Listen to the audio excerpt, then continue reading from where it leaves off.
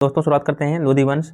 लोधी वंश का यदि आप नोट से पढ़ना चाहते हैं तो आप वीडियो को पॉज करिएगा और आप इसे पढ़ सकते हैं। हम डायरेक्ट जो है तो अभी क्वेश्चनों पर बात करेंगे जिससे फास्ट रिवीजन हो सके। यदि आपको इस नोट्स को पढ़ना है तो आप रीड कर सकते हैं वीडियो को पॉज करके। बाकी हम देखिएगा, हम डायरेक्ट क्वेश्चन देखते हैं पहले नंबर से क्या है। देखते हैं पहला प्रश्न क्या है। पहला प्रश्न है आपका दिया गया है, निम्नलिखित सल्तनत शासकों में से कौन सा अफगान मूल के थे? तो सही आंसर क्या हो जाएगा आपका? ऑप्शन डी हो जाएगा, लोधी। देखते हैं इसका एक्सप्लेनेशन देख लेते हैं क्या है। दिल्ली सल्तनत में लोधी वंश के शासक अफगान मूल के थे। लोधी वंश की स्थापना बहलोल लोधी ने 1451 ईस्वी में किया था। इस वंश का शासनकाल 1451 से 1526 ईस्वी तक रहा। अंतिम लोधी शासक इब्राहिम लोधी था, जिसको 1526 ईस्वी में पानीपत के युद्ध में पराजित करके बाबर ने मुगल वंश की स्थापना किया था। बाबर ने इसको इब्राहिम लोधी को पराजित करके ही मुगल वंश की स्थापना किया था। यह आपको इम्पोर्टेंट पॉइंट है, ध्यान रखना है।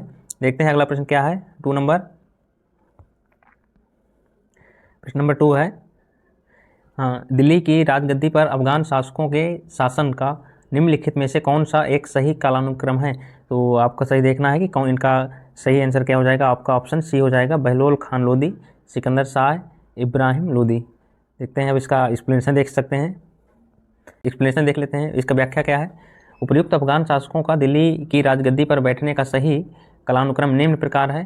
पहला बहलोल खान लोधी 1451 से 1489, और यदि दूसरे देखते हैं सिकंदर लोधी 1489 से 1517 ईस्वी, और इब्राहिम लोधी 1517 से 1526 ईस्वी तक है। अतः स्पष्ट है कि विकल्प सी सही है। देखते हैं अगला 3 नंबर देखते हैं प्रश्न। ये मानचित्र पर आधारित है प्रश्न, इसको देख लेते हैं। इसमें कहा गया है इसमें क्या कहा गया है, दिया गया मानचित्र किस लोधी सुल्तान से संबंधित है और मानचित्र में ए से चिन्हित स्थान किस नगर को निरूपित करता है? इसमें स्थान दिया गया है, देखना है इसमें ए से संबंधित ये जो एरिया है आपका, ये किस स्थान को इंगित करता है, इसके विषय में देखना है। तो क्या होगा, बहलोल लोधी और जौनपुर, ये जो एरिया था आपका, क्या ये आपको किसको इंगित करता है? जौनपुर को। तो ये बहलोल लोधी संबंधित है। तो इसका एक्सप्लेनेशन देख लेते हैं।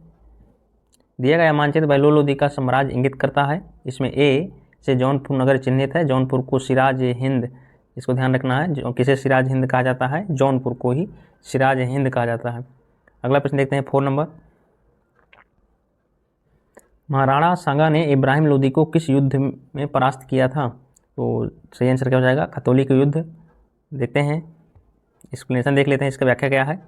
1518 ईस्वी में महाराणा सांगा और इब्राहिम लोधी के मध्य खतौली का युद्ध हुआ। इस युद्ध में इब्राहिम लोधी पराजित हुआ था। अगला 5 नंबर देखते हैं प्रश्न। 5 नंबर क्या है, निम्नलिखित में से किस सुल्तान ने एक नगर बसाया जहां अब आगरा है? तो किसने? सिकंदर लोधी ने। देखते हैं इसका एक्सप्लेनेशन देख लेते हैं। 5 नंबर का क्या है, 5 नंबर का एक्सप्लेनेशन क्या है। 1504 ईस्वी में सिकंदर लोधी ने राजस्थान के शासकों पर नियंत्रण के ध्येय से यमुना नदी के किनारे आगरा नामक नवीन नगर बसाया और इसे अपनी राजधानी बनाया। उसने कृषि और व्यापार की उन्नति के लिए प्रयत्न किया। नाप का पैमाना गज ए सिकंदरी, इसे आपको याद रखना है, उसी के समय में आरंभ किया गया। वह गुलरुखी, ये ध्यान रखना है इसको भी, गुलरुखी उपनाम से कविताएं लिखता था। यदि आए कि गुलरुखी उपनाम से कविताएं कौन लिखता था, तो सिकंदर लोधी था। ठीक है, ये आपको ध्यान रखना है, ये इम्पोर्टेंट पॉइंट है। अगला देखते हैं 6 नंबर। 6 नंबर में क्या है आपका, किस मध्ययुगीन सुल्तान को आगरा शहर की नींव डालने एवं उसे सल्तनत की राजधानी बनाने का श्रेय जाता है? तो सही आंसर क्या हो जाएगा? सिकंदर लोधी। अगला इसका एक्सप्लेनेशन देख चुके हैं अभी। 7 नंबर देखते हैं प्रश्न क्या है, आगरा नगर की स्थापना किस शासक ने की थी? तो सही आंसर क्या हो जाएगा? सिकंदर लोधी ने। अगला देखते हैं 8 नंबर, निम्न में से किसने गुलरुखी उपनाम से अपनी कविताओं की रचना की? तो कौन था? सिकंदर लोधी। प्रश्न नंबर 9, निम्नलिखित में से किसने आगरा की स्थापना की थी? तो सही आंसर हो जाएगा आपका सिकंदर लोधी। देखते हैं अगला नंबर 10 नंबर देखते हैं। प्रश्न नंबर है 10, निम्नलिखित में से सुल्तानों में से कौन अन्य के ऊपर कर समाप्त करने के लिए जाना जाता है? तो सही आंसर क्या हो जाएगा? सिकंदर लोधी। ऑप्शन डी सही हो जाएगा। देखते हैं इसका एक्सप्लेनेशन देख लेते हैं क्या है। सिकंदर लोधी ने भूमि के मापन के लिए एक समान गज का प्रचलन किया, जो गज सिकंदरी के नाम से प्रसिद्ध है। इसे ध्यान रखना है, गज सिकंदरी। इस गज का प्रयोग कालांतर में शेरशाह ने किया और अकबर ने प्रारंभ से 31 वर्ष तक, यानी जब से शासन करना शुरू किया तब से 31 वर्ष तक इन्होंने अपने शासनकाल में किया। सुल्तान सिकंदर लोदी ने अनाज से ज़कात संपत्ति कर समाप्त कर दिया। सभी इतिहासकार उसके शासनकाल में सल्तनत की समृद्धि का वर्णन करते हैं। प्रश्न नंबर 11, निम्नलिखित वंशों में से किस क्रम में दिल्ली पर शासन किया था? नीचे दिए गए कूट से सही उत्तर चुनिए। तो सही आंसर देखना है कि इसमें इनका सही क्रम क्या था। तो सबसे पहले देखते हैं, सबसे पहले गुलाम वंश आया, इसके बाद फिर खिलजी वंश, और फिर इसके बाद आपका सैयद वंश आया, इसके बाद फिर आया आपका लोधी वंश। तो सही आंसर क्या हो जाएगा आपका? सही आंसर हो जाएगा आपका डी 4132। देखते हैं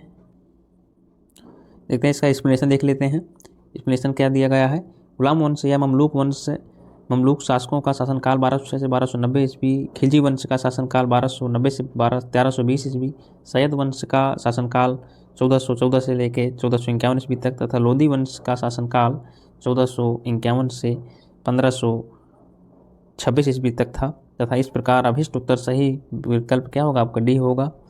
अगला प्रश्न दोस्तों, यदि चैनल को सब्सक्राइब नहीं किए हैं तो चैनल को सब्सक्राइब कर लें, और यदि लाइक नहीं किए हैं तो चैनल को लाइक कर लें, साथ ही बेल आइकन को ऑन कर लें जिससे आपको नोटिफिकेशन प्राप्त हो जाए। और यदि आपका कोई कमेंट है तो आप कमेंट बॉक्स पर कमेंट करिए। 12 नंबर है, इनमें से कौन गुलाम वंश का नहीं था? तो सही आंसर क्या हो जाएगा? इब्राहिम लोदी गुलाम वंश का नहीं था, इब्राहिम लोदी लोधी वंश से संबंधित था। देखते हैं इसका क्या एक्सप्लेनेशन क्या है। 1206 से 1290 ईस्वी के मध्य दिल्ली सल्तनत के सुल्तान गुलाम वंश के सुल्तानों के नाम से विख्यात हुए। इस दौरान कुतुबुद्दीन ऐबक 1206 से 1210 ईस्वी, इल्तुतमिश 1211 से 1236 ईस्वी तथा बलबन 1266 से 1286 ईस्वी जैसे महान शासकों ने शासन किया, जबकि इब्राहिम लोदी लोधी वंश का शासक था। इसने 1517 से 1526 ईस्वी तक दिल्ली पर शासन किया। अतः विकल्प डी सही उत्तर है। तो ये कुछ प्रश्न थे। देखेंगे अब अगला टॉपिक, विजयनगर साम्राज्य।